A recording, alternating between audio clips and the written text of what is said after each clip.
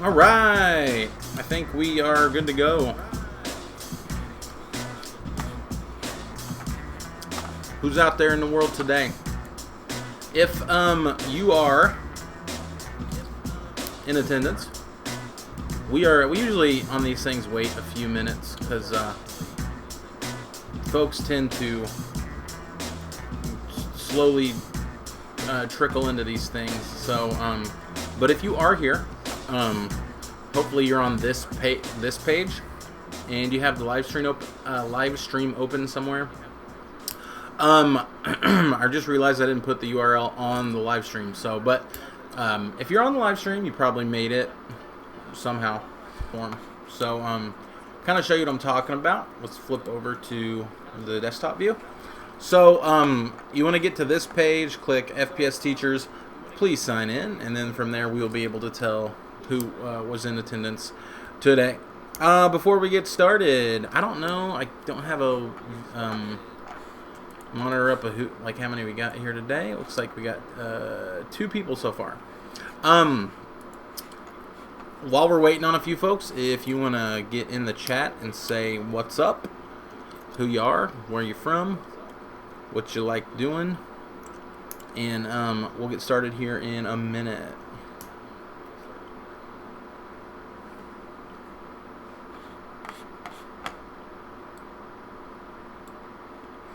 Also, if we're having like audio problems or something, please let me know. I know it can be hard to communicate in this. The chat box is the best way to let me know if something's going on, because I will have that up throughout the session, so then I'll be able to know what's going on, and I can see that on the live stream as well.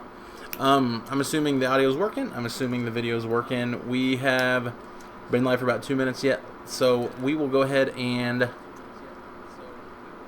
get it going.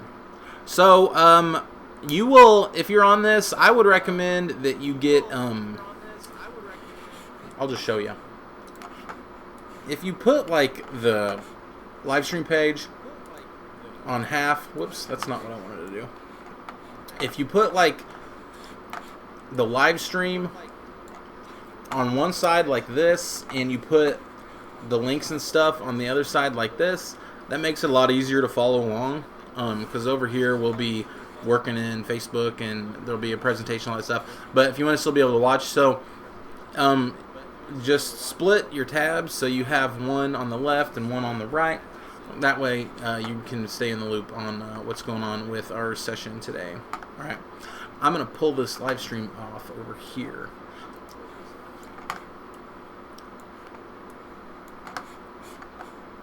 And full screen right here.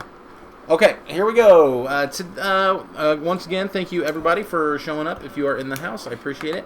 My name is Mr. Howard, and my job is to teach you some cool technology stuff. So what we are going to be starting off with today is talking about Facebook. So if you want, you can follow along with these slides. I'm also just going to put them up on the stream, and we can go through them. Whoops, that's just Facebook. That's the wrong link.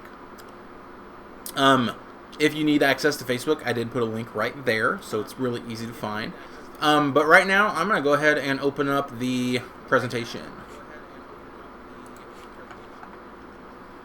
All right, folks. Today we are talking about starting a classroom Facebook page. And I got several requests for this after our speaker a few weeks ago, Joe Sanfilippo, came in and was talking a big game about being connected on social media, taking the walls down and being present in the community, sharing voice with parents, all that kind of stuff. So Facebook's a really great way to do that. I don't want you to think Facebook's going to solve like all your parent communication problems. It is going to make parent communication simpler in some ways. It will also just be another hassle, and it's just another thing that you're going to have to kind of manage, monitor, and take care of. So while there's going to be really great things about having a Facebook page, which I will talk about, it's also a little bit more work. So as long as you're prepared for that, you'll be fine. Just don't expect like you can start a Facebook page and post things to it every now and then and not be aware of the fact that parents of the community are on there leaving comments, looking at stuff, etc., etc., etc.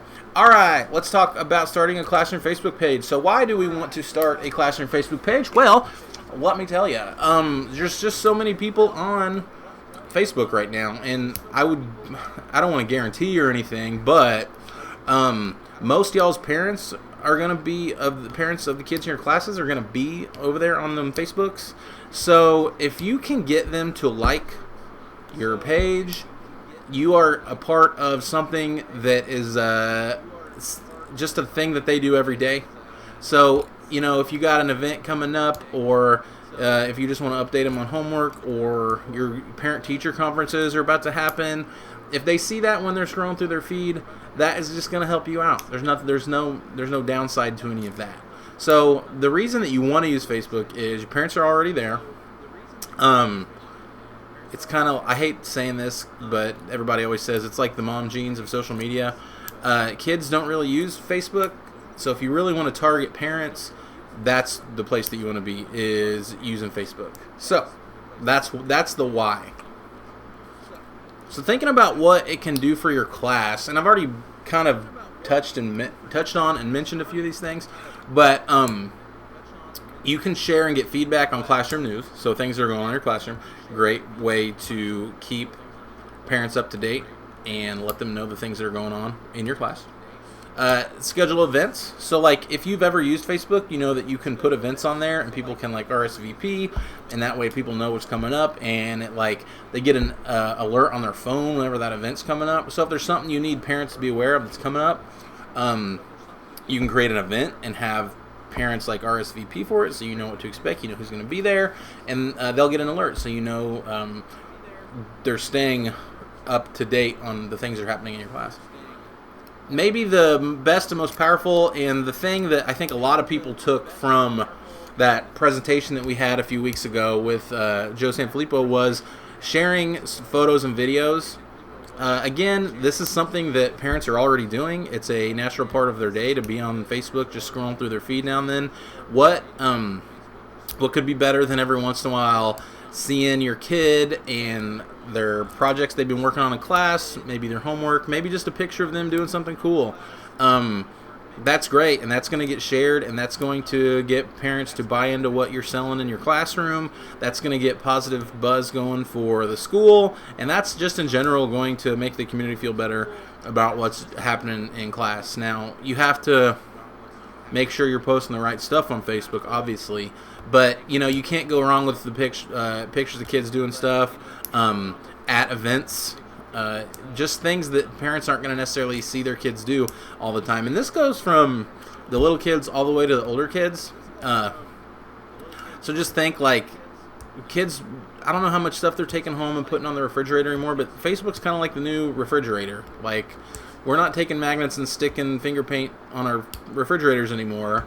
We take pictures of the things that our kids do and post them on Instagram, share them on Facebook, to show our sister, to show grandma, all this kind of stuff. So sharing that stuff on there cuts out a lot of that middleman, and it solves that problem of kids coming home and asking, what'd you do at school today? And nothing.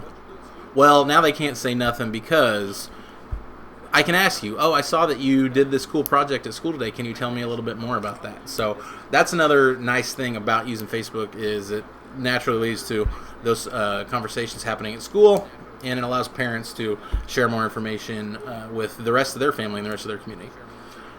And finally, give families classroom information and keep parents involved. So that's just like that classroom news stuff, events that are coming up, things that parents need to know about that are happening in your class.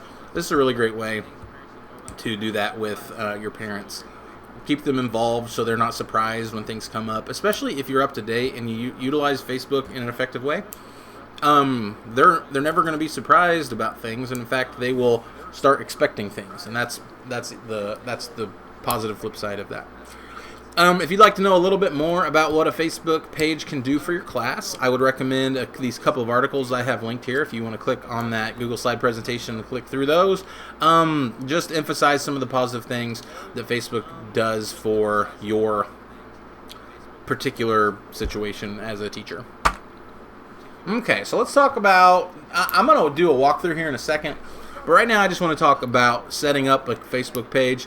Now there's two lines of thought here when you start your page. The first is you want to create a specific account to administer. That means you don't want to use your personal account. And then some people use their personal account and they just create a page that they can administer with their personal account. That's really up to you. Like, some people freak out about their personal stuff, their peanut butter getting mixed up with their chocolate, so to speak. So that's really up to you. Whenever I was in the classroom, I always used my personal page, because that way I could run the group, but I could also post on there as myself, and then that way parents saw me as a trusted adult in the classroom, not like some faceless picture or avatar, but an actual human being who was part of their class. So if you want to start a new account and then manage like a personal Facebook account along with a professional Facebook account, that is totally up to you how you want to do that. You can create a new account with your school email address and administer that way. And then the real problem with that is flipping accounts on if you use your phone. And I know how it goes with most teachers is they're going to be doing a lot of the posting and the sharing and the updating things with their phone. So for that being the main reason that I would say use your personal account and just have a page that can be connected, that you can manage with your personal account. And I'll talk more about that in a second when I actually get onto Facebook and show you how this is going to work. Okay, so the big thing that you need to know as a school person, a teacher, somebody who is not a part of these kids' family, is that you have to take privacy very seriously. And you have to have this page locked down to where only the people who need it are going to have access. So for that reason, I know that all of the PD and all the stuff, and even I've said it a bunch of times, is creating a Facebook page. What we actually want to do is create a Facebook group. Now, if you're on Facebook, you're probably a member of a bunch of groups, like some sort of community group or buy-sell trade or Mizzou football freaks or whatever. There's thousands of groups that are on Facebook. You want to create a community group for your page. And the reason there's a big distinction between what a page does and what a group does. A page is basically open to the public. You can, in some ways, dictate who can see on a post-by-post basis. But if somebody wanted to find your classroom page, they could, and they could see some data that hadn't been locked down. The flip side with a group is a group can be made closed, can be made secret, can be made very private. And that way, you have a lot more control over who's going to be part of that group. So you can invite your parents in that way, and you can think of it as kind of a secret society of people where unless you're part of it, you don't really know that it exists. And then that way you just send out the invites to all your parents, they can join, and you don't have to worry about creepos on the internet scrolling Facebook and seeing your page because somebody else liked it. Because you know how pages get sucked into algorithms, and if you're on Facebook sometimes and you have some crazy uncle who likes weird stuff on Facebook all the time, and it might say, hey, your uncle likes this, do you want to check this out? You're not going to be part of any of that kind of algorithmic maneuvering that Facebook likes to do. You're going to have your own secret little page off to the side that only people who need to are going to be able to see it. So group versus page, we want to use groups. And I mentioned this before, but you just have a lot more versatility with privacy when it comes to pages versus groups. And I will show this off here in a few minutes.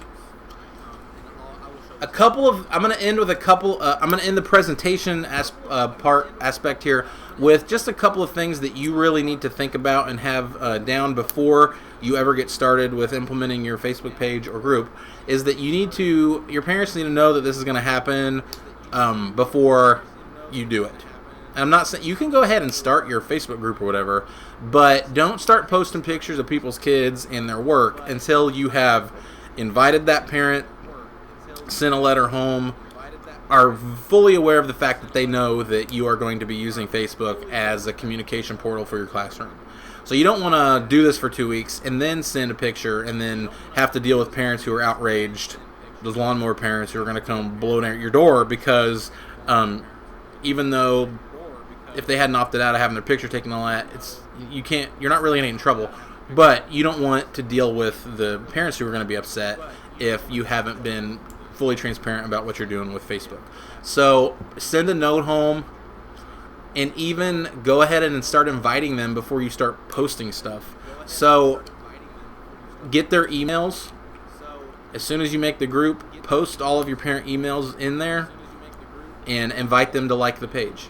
And then once they like the page, they'll start getting constant updates of what you're doing in your class. But make sure you have done your due diligence in contacting parents about what's happening in your class, so they know that it's private, that you've made the page private, that there's no concern about things getting out. And be really clear and transparent about how this is a group and everything's locked down and there's nothing that parents need to worry about getting out or anything like that. Okay.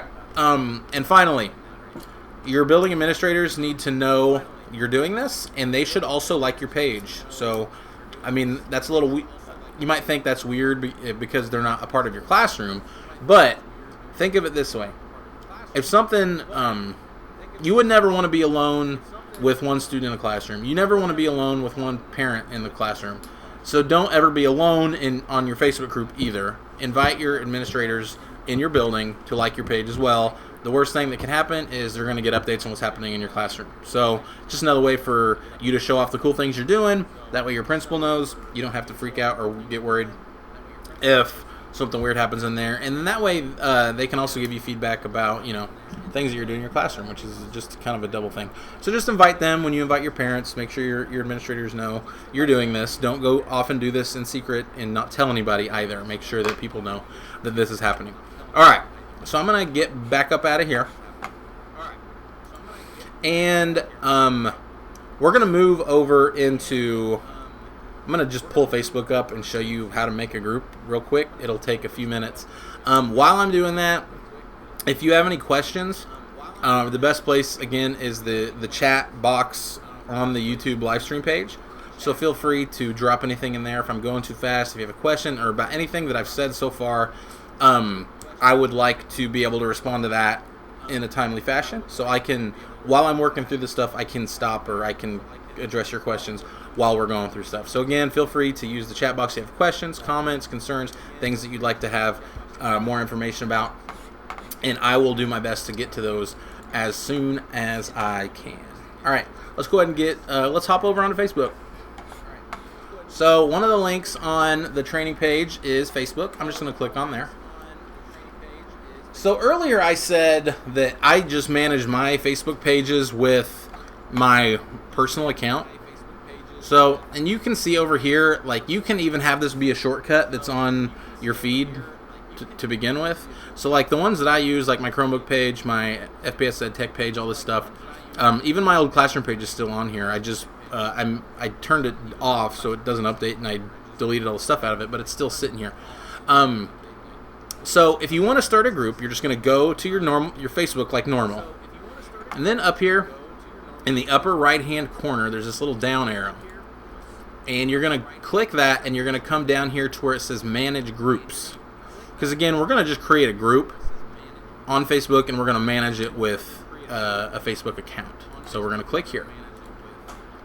And that's going to bring you to the group manager. So what you're going to see first is groups that you're members of, groups that it suggests for you, all this other stuff, because Facebook's really invested in getting its hooks into you all these different ways. So it's kind of hard to see where you go to create a group. So right up here at the top, there's this green button that says create group. So we're going to start by clicking there. And you'll want to, this is where you'll name your group from. So you'll want to give your, if you have, maybe your class has a theme, maybe your class, you've given it a mascot or something, but you can also just be boring like me and say Mr. Howard's Tech class. And then you can go ahead and just create it. Now I always, if you just click create like this, what it'll say is please add at least one friend to your group. So my hack for this, if you're somebody who wants to make your page and get it, like, make sure you have an avatar, make sure you have a cover page, all that kind of stuff, just invite yourself. So just type your email address in here. So I'll just type in my school email like that. And then this is set to closed group. I would leave it that way because remember, we don't want this to be public. We don't want anybody to be able to find it. And I don't necessarily want it to be secret either. But closed is good because people can find the group, but if it's closed, nobody's going to be able to see pictures or know who's in that group. So it's fine if a parent stumbles upon this group and they ask to like it, maybe on down the line, or maybe they forgot or whatever, and they can be able to find it on their own. I don't like the idea of the secret group just because it feels like a little too like you're doing something that nobody knows about. So I just go with a closed group, and then I pinned a shortcut. So you remember earlier when you had that thing over here that said all like your different pages and groups and stuff? So I just put pin to the shortcuts, and then we'll just click create. And now that's going to make your group page, and it's going to immediately take you over to your group. Okay?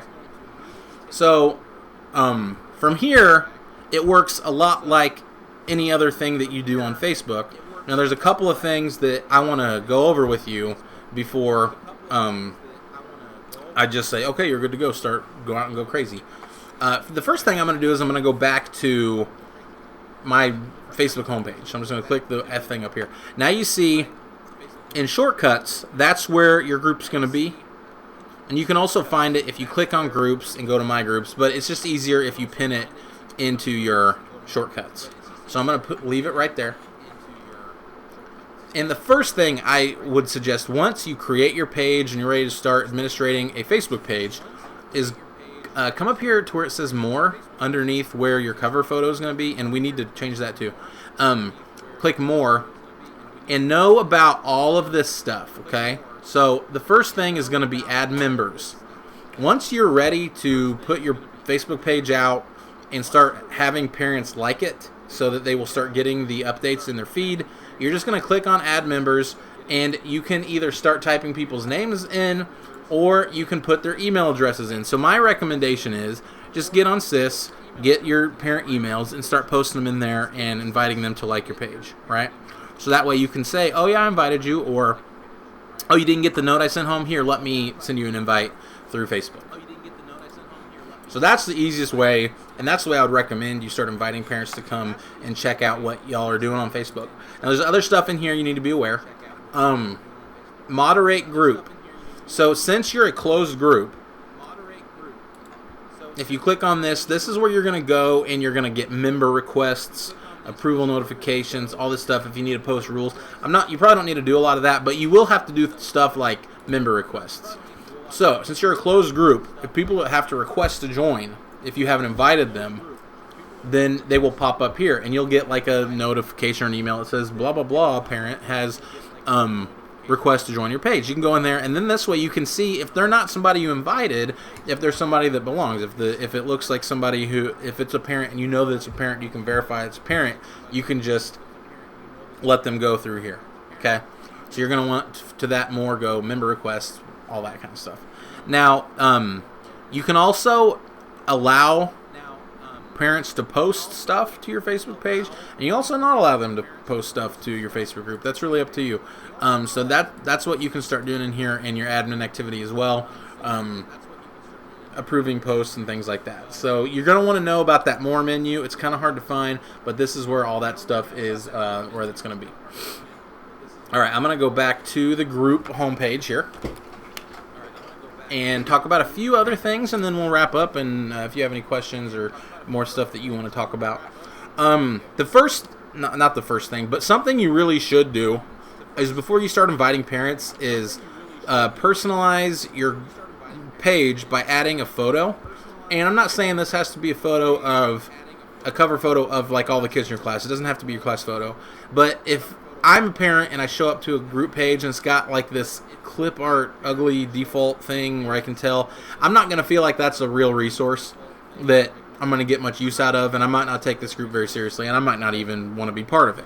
But if I look at that and I see like you've made a icon or you've made a logo and your name is on there, or I get some cool pictures that are related to the content that you teach, or just something like that, I'm going to be a lot more enthusiastic about liking this page. So make sure that you upload a photo that goes along with your group and makes sense and will get people interested in wanting to buy into what you're doing with your group. Okay?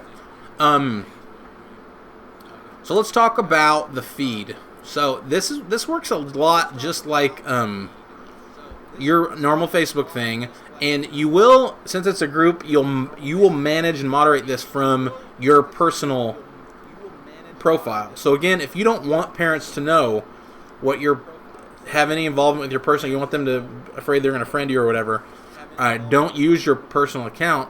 But that never bothered me, and I would friend parents and stuff from time to time. So it doesn't really freak me out. But again, you just click here, and then you have all the same kind of stuff that you get from your typical Facebook feed editor stuff, right? So you can make a poll, you can make an event, you can just do a quick little status update about what's happening in class that day. So all that kind of stuff. You can add photos from your desktop. So you click here and you can start uploading pictures and stuff. You can even go live. You click live, you do a live stream, and you can do that on your phone. I'm not going to do this. I don't want to break the live stream on YouTube right now. And then there's other stuff you can do. You want to put files and things like that. You want to upload like your newsletter. You got a mailer that needs to go home, all that kind of stuff. You can use Facebook to even upload files and things like that. So there's a lot of ways you can attach things to your Facebook page. So that said, and I think it's great if you utilize the desktop thing, but let's be honest, most of us are not going to run to our desktop to post this stuff to our page all the time. So I'm actually going to pull my phone in over here. Give me a second, guys.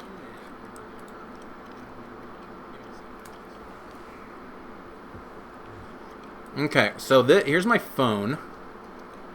And if you're like me, you're just going to do most of your social media management from your phone anyway. Whoops. So I got my phone and... Oh, my phone's frozen. Let me open... pardon me. Let me open Facebook. Okay. So here's Facebook on my phone.